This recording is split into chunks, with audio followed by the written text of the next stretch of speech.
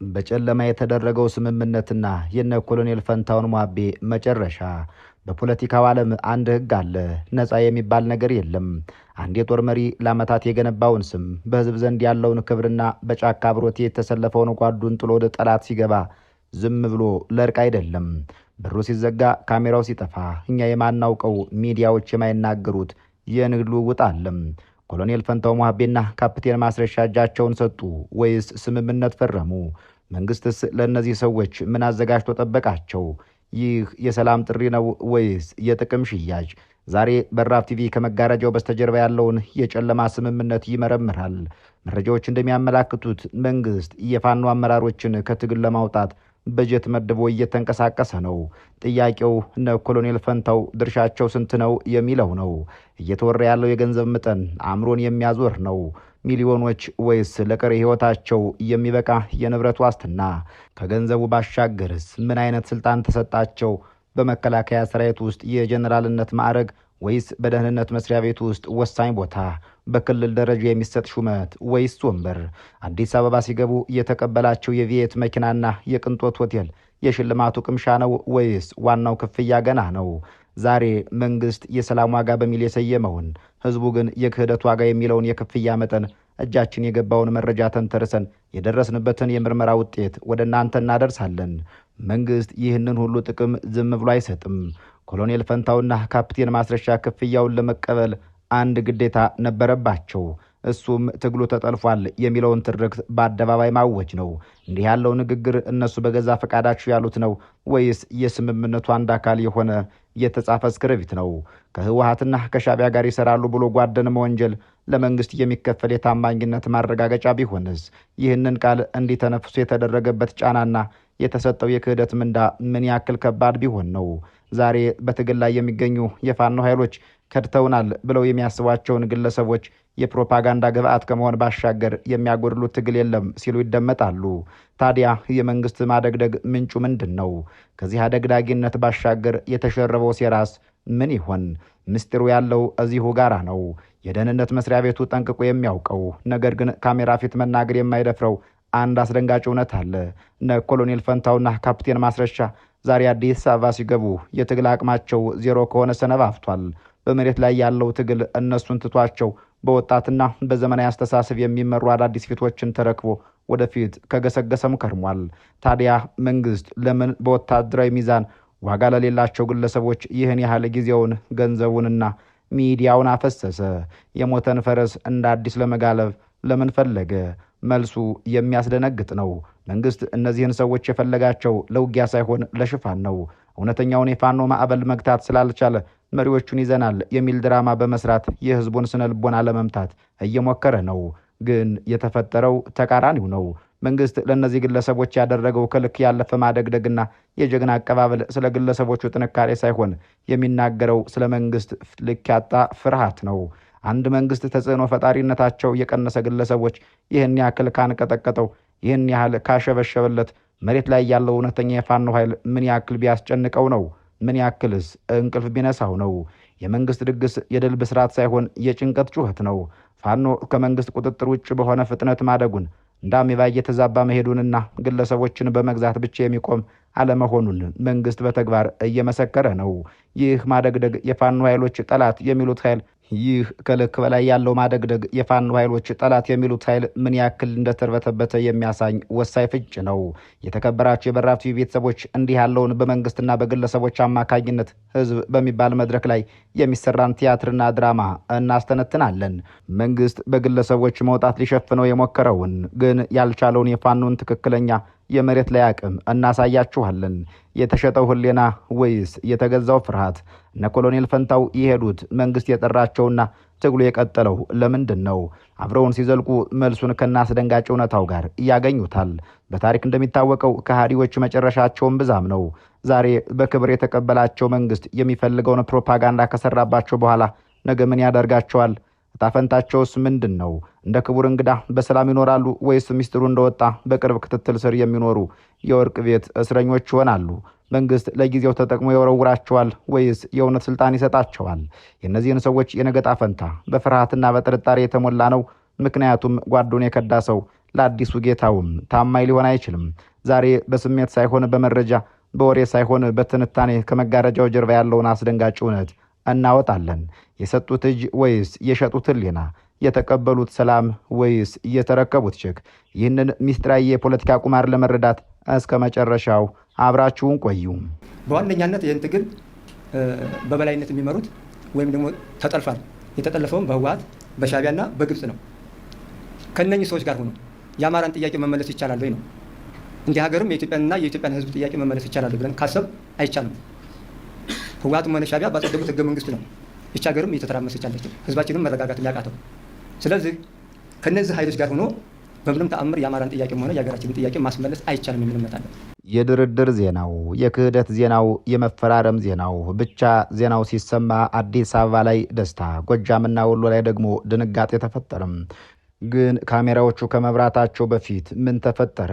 ይህ እጅ መስጠት፣ ይህ የዘላቂ ሰላም ስምምነት በአንድ አዳር የቅዠት ውሳኔ የተፈጠረ ነው ወይስ ለወራት የተቀነባበርም በድለላና በድርድር የተወካ የፖለቲካ በኋላም በአዲስ አበባ ሆቴሎች የተጋገረ ነው?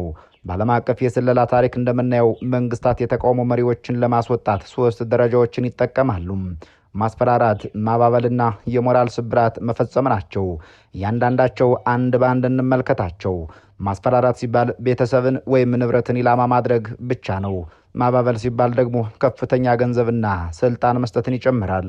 የሞራል ስብራት የሚሰኘው ደግሞ ትግሉ ጠፍቷል፣ ብቻህን ቀርተሃል ብሎ ማሳመንን የሚያካትት የትግል ስልት ነው። ኮሎኔል ፈንታውና ካፕቴን ማስረሻ የትኛውን መስፈርት አልፈው ነው እዚህ የደረሱት? መረጃዎች እንደሚያሳዩት ድርድሩ የተጀመረው በቅርብ አይደለም።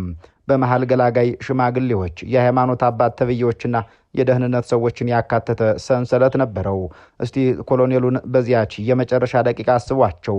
ጓዶቻቸው ተኝተው፣ እሳቸው ግን ከጠላት ጋር በስልክ ሲያወሩ፣ ያንን ወሳኝ መስመር ሲያልፉ የህሊናቸው ጩኸት ምን ይል ነበር? የክህደት ስሜት ወይስ የመዳን ተስፋ? ትግሉ ተጠልፏል። ይህች አረፍተ ነገር በኢትዮጵያ ብቻ የተፈጠረች አይደለችም። በዓለም ላይ የከዱ መሪዎች ሁሉ የሚጠቀሙባት ክላሲክ ምክንያት ናት። በቪየትናም ጦርነት ወቅት ማለትም በ1960ዎቹ አሜሪካውያን ቺዩ ሆይ የሚባል ፕሮግራም ነበራቸው። የቪየት ኮንግ አዛዦችን በገንዘብ እየገዙ ወደ ቤተ መንግስት ሲያመጧቸው አዛዦቹ የሚሰጡት ምክንያት አንድ ነበር። ያም ምክንያት ትግላችን በኮሚኒስት ቻይና ተጠልፏል የሚል ነበር። ውጤቱ አዛዦች ቪላ ተሰጣቸው። ቪየት ኮንግ ግን ህዝባዊ ስለነበር አሸነፈ። እንዲህ ያለው የታሪክ ማመሳከሪያ በቀጥታ ከፋኖ ኃይሎች እንቅስቃሴ ጋር ስለሚገናኝ እየበለጠ እንመልከተው። የቪየትናም ጦርነት ታሪክ ከኢትዮጵያ ወቅታዊ ሁኔታ ጋር ስናነጻጽረው በመንግስታትና በህዝባዊ አማጽያን መካከል ያለው የስነ ልቦና ጦርነት ቁልጭ አድርጎ የሚያሳይ ነው። በ1960ዎቹና በ1970ዎቹ አሜሪካና ደቡብ ቪየትናም ወይም አሻንጉሊት መንግስታት የቪየት ኮንግ ወይም የሰሜን ቪየትናም አማጽያን ታጋዮችን ለማንበርከክ የጉልበት መንገድ ብቻ እንደማያዋጣ ተረዱም። በመሆኑም ቺዩ ሆይ ወይም እጆቻችንን ዘርግተናል የተሰኘ ግዙፍ ፕሮግራም ቀረጹ። የዚህ ፕሮግራም ዓላማ ቀላል ነው። በገንዘብና በምቾት ታጋዮችን መግዛት። አሜሪካ በቢሊዮን የሚቆጠር ዶላር አውጣ ከአውሮፕላን ላይ በራሪ ወረቀቶችን ትበትን ነበር። ወረቀቱ ላይ የሚነበበው ፍሬ ነገር ወይም መልእክት ወደኛ ብትመጡ ቤት እንሰጣችኋለን፣ ዶላር እንሰጣችኋለን፣ ስራ እንሰጣችኋለን፣ ከጫካው መከራ ትወጣላችሁ የሚል ነበር። የወቅቱ የሀገሪቱ ስታቲስቲክስ እንደሚያሳየው ወደ 200 ሺህ የሚጠጉ የቪየት ኮንግ አባላትና ደጋፊዎቻቸው እጃቸውን ሰጡ። መንግስት ይህንን በየቀኑ ዜና ያራግበው ነበር። አሸነፍን፣ ቪየት ኮንግ ፈረሰ፣ መሪዎቹ ገቡ ይል ነበር። ወደ 200 ሺህ የሚጠጋ ሰው እጁን ሰጥቶ አሜሪካ በመጨረሻ ተሸንፋ ወጣች። እንዴት የተባለ እንደሆነ እጃቸውን የሰጡት አብዛኞቹ በጦርነቱ የደከሙ ተራ ወታደሮች ወይም ለገንዘብ ብለው የገቡ ኦፖርቹኒስቶች ብቻ ስለነበሩ ነው። የትግሉን አእምሮና ልብ የያዙት እውነተኛ ታጋዮች ግን እዚያው ጫካቸው ቀሩ። መንግስት ቁጥር ሲቆጥር ቪየት ኮንግ ጥራት ይዞ ቀጠለ። ህዝቡ እነዚያን እጃቸውን የሰጡትን መሪዎችና ወታደሮች የሚያያቸው እንደ ብልህ ሳይሆን እንደ ሆዳምና እንደ ባንዳ ነበር። በእርግጥ ባንዳ የሚለው ትርጉምም በመንግስት ሲነገር ሳይሆን በህዝብ ሲነገር ነው አግባብነት ያለው ትርጓሜ የሚኖረው። መንግስት ቪላ ሲሰጣቸው ህዝቡ እየበለጠ ጠላቸው። በተቃራኒው ጫካ የቀሩትና የሚራበቱን ታጋዮች እንደ እውነተኛ የህዝብ ልጆች አድርጎ ተቀበላቸው። ይህ የሞራል የበላይነት ለቪየት ኮንግ ትልቅ ጉልበት ሆነም። የቪየት ኮንግ መሪ ሆቺሚኒ አንድ ታዋቂ ንግግር ነበራቸው። ታጋዩ እንደ አሳ ነው፣ ህዝቡ ደግሞ እንደ ውሃ ነው። አሳው ከውሃው እስካልወጣ ድረስ ማንም ሊያጠፋው አይችልም። አሜሪካ የተወሰኑ አሳዎችን በገንዘብ መረብ አውጥታ ቪላ ውስጥ አስቀመጠች። ነገር ግን ውሃውን ህዝቡን ማድረቅ አልቻለችም። ባህር ውስጥ ካለ ድረስ አዳዲስ አሳዎች መፈጠራቸውም አልቀረም። ይህንን ታሪክ ከኮሎኔል ፈንታውና ከመንግስት አካሄድ ጋር ስናነጻጽረው አስደንጋጭ ተመሳሳይነት እናገኛለን።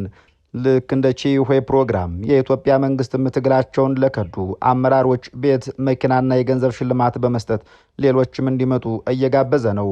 የሚዲያ ሹፋኑም ያንኑ የቪየትናም ስህተት እየደገመ ነው። ትግሉ አለቀ፣ ትግሉ ተጠለፈ የሚል የተጋነነ ፕሮፓጋንዳም እየሰራ ነው።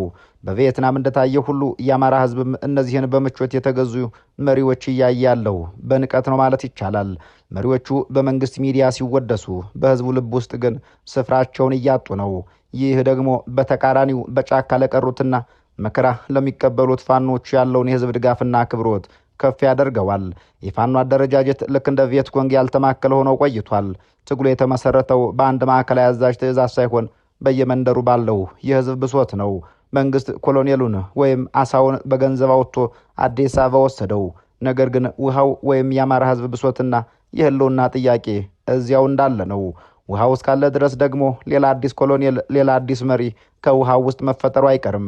እየተፈጠረም ይመስላል። ከሰሞኑ የተመሰረተው አዲሱ ድርጅትም ለዚሁ ትንታኔ ሁነኛ ማመሳከሪያ ይሆናል። በታሪክ እንደሚታወቀው ገንዘብ ግለሰቦችን ይገዛል እንጂ አብዮት አይገዛም። ቪላ ቤት የደከመውን ወታደር ያሳርፋል እንጂ የተቆጣን ህዝብ አያረጋጋም። አሜሪካ በቪየትናም በቢሊዮን ዶላር ያልገዛችውን ድል የኢትዮጵያ መንግስት በኢንቨስትመንት ተገኛለሁ ብሎ ማሰቡ የታሪክ ፌዝ ይሆናል። ቪየትኮንግ ያሸነፈው ቪላ ስለተሰጠው ሳይሆን የህዝብ ልብ ስለያዘ ነው። ዛሬም ፋኖ የሚገዛው በዶላር ሳይሆን በፍትህ ጥያቄ መሆኑን መንግስት የዘነጋው ይመስላል። የነ ኮሎኔል ፈንታው ቪላ ለጊዜው ምቾት ይሰጥ ይሆናል። ነገር ግን ታሪክ የመዘገበው የቪየትናም እውነት የመጨረሻው አሸናፊ በቪላ የሚኖረው ሳይሆን በህዝብ ልብ ውስጥ የሚኖረው እንደሆነ ነው። በተመሳሳይ መልኩ የኮሎምቢያው ፋርክም ሁነኛ ማሳያ ነው።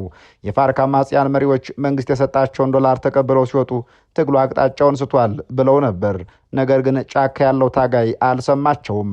ምክንያቱም የህዝቡ ጥያቄ የመሬትና የፍትህ ነበር እንጂ የመሪዎች የቅንጦት ጥያቄ አልነበረም። ወደ ፋኖ ወቅታዊ ሁኔታ ስንመለስ ኮሎኔል ፈንታው ትግሉን ህወሓት ጠለፈው ሲሉ የሚረሱት አንድ እውነት አለ። ህዝብ ትግል የጀመረው ገና ህወሓት 4 ኪሎ እያለ ነው። የገበሬው ብሶት የወለደው እንጂ ማንም የጠለፈው አይደለም። ተጠልፏል የሚለው ቃል ለሳቸው የህሊና ማደንዘዣ እንጂ የመሬት ላይ እውነት አይመስልም። ውድ ቤተሰቦች፣ በፖለቲካ ገበያ የህሊና ዋጋው ስንት ነው? መንግስት ለእነዚህ ግለሰቦች ያዘጋጀው ፓኬጅ ቀላል አይደለም። የተገኘው መረጃ እንደሚያመላክተው የደህንነት ዋስትና ወይም ከዚህ ቀደም ለተፈጸሙ ነገሮች እንደማይጠየቁ ነው። የኢኮኖሚ ጥቅማ ጥቅም ማለትም አዲስ አበባ ላይ የተመቻቸ ኑሮ፣ ቤትና መኪና። ሌላው ስልጣን ምናልባትም የሰላም ጸጥታ ኃላፊና ምክትል ወይም አማካሪ የሚባል ስልጣን የሌለው ግን ደሞዝ ያለው ቦታ። ፈረንጆች ኖ ፍሪላንች የምትል ደረቅ ግን ሀቅ አባባል አለቻቸው። አማርኛ ትርጉሟ ነጻ ምሳ የለም እንደማለት ነው።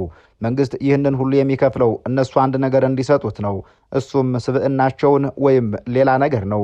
አንዱ ካሜራ ፊት ወጥተው ጓዶቻቸውን ካወገዙ በኋላ መንግስት እየፈለገውን ፕሮፓጋንዳ ከሰራባቸው በኋላ እንደ አሮጌ ዕቃ ወደ ጎን ሊገፋቸው ይችላል።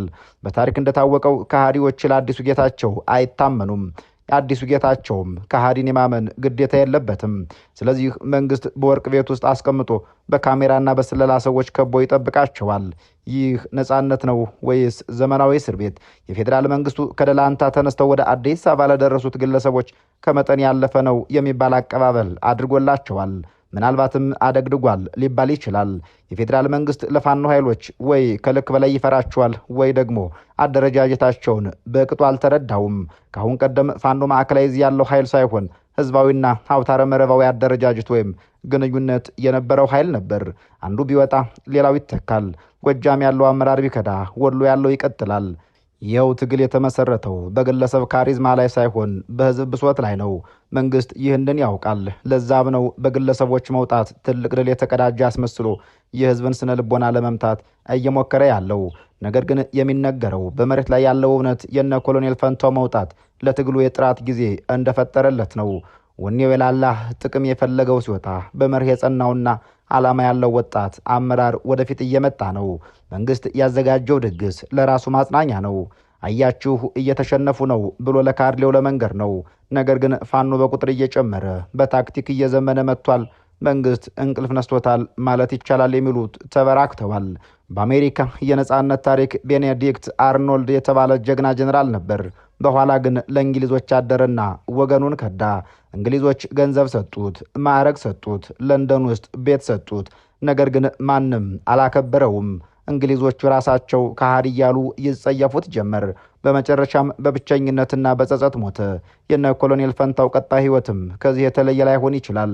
ምንም እንኳን እነሱ የፖለቲካ ወጉን ተከትለን የሰላም ስምምነት ተፈራርመን ነው የገባ ነው ቢሉም የስምምነት ነጥባቸውን የሚመለሱ ወይም የተመለሱ የህዝብ ጥያቄዎችን ይፋ ባለመሆናቸው በህዝቡ ዘንድ እንደ ይሁዳ ታይተዋል። በመንግስት ዘንድ ደግሞ ጥቅም ላይ ውሎ እንደሚጣል ዕቃ ከመታየት የሚተርፉ አይመስልም። ስምምነት አለን ቢሉም ስምምነታቸውን ቢከዱ በክርክርም ሆነ በጉልበት የማስፈጸም አቅም አይኖራቸውም። ጉልበታቸው ህዝብና ሰራዊታቸው ነበር። ዛሬ ያንኑ ጉልበታቸውን ያጡ ይመስላሉ። በታሪክ ዘንድ ወሳኝ ሰዓት ላይ ህዝባቸውን ይሸጡ ተብለው ይመዘገባሉ። ገንዘቡ ያልቃል፣ ሱልጣኑ ይጠፋል። የሚቀረው የታሪክ ጠባሳና የህሊና ወቀሳ ብቻ ነው። ዛሬ የሚያጨበጭቡላቸው እጆች ነገ ወደ ጣት መቀሳሰር ይቀየራሉ። እርግጥ ነው ሁሉም ግጭቶች መጨረሻቸው ስምምነት፣ ፊርማ፣ ድርድር ወዘተ ነገር ነው። ትንታኔ ዘገባውን ስናጠቃልል አንድ ጥያቄ እናነሳለን። ትግሉ የማን ነው? የመሪዎች ወይስ የህዝቡ? ኮሎኔል ፈንታው መሀቤና ካፕቴን ማስረሻ ሰጤ ምርጫቸውን አድርገዋል። ወደ ሙቀት፣ ወደ ገንዘብ፣ ወደ ጊዜያዊ ምቾት ሄደዋል። ነገር ግን ትግሉ የግለሰብ አይደለም። ትግሉ የመብት ጥያቄ ነው። የአማራ ህዝብ የህልውና ጥያቄው እስካልተመለሰ ድረስ 1000 ኮሎኔሎች ቢወጡ 1 ሚሊዮን ፋኖች ይፈጠራሉ። መንግስት በፕሮፓጋንዳ ማሽንና በገንዘብ ኃይል እውነትን መቅበር አይችልም። የዛሬው ድግስ የነገው እውነትን አይቀብረውም። የተመልካች ፍርድ፣ የታሪክ ፍርድና የፈጣሪ ፍርድ አሁንም አለም። የተከበራችሁ የበራ ቲቪ ቤተሰቦች በያላችሁበት ዓለም ሰናይ ጊዜ እየተመኘን እንሰናበታለን።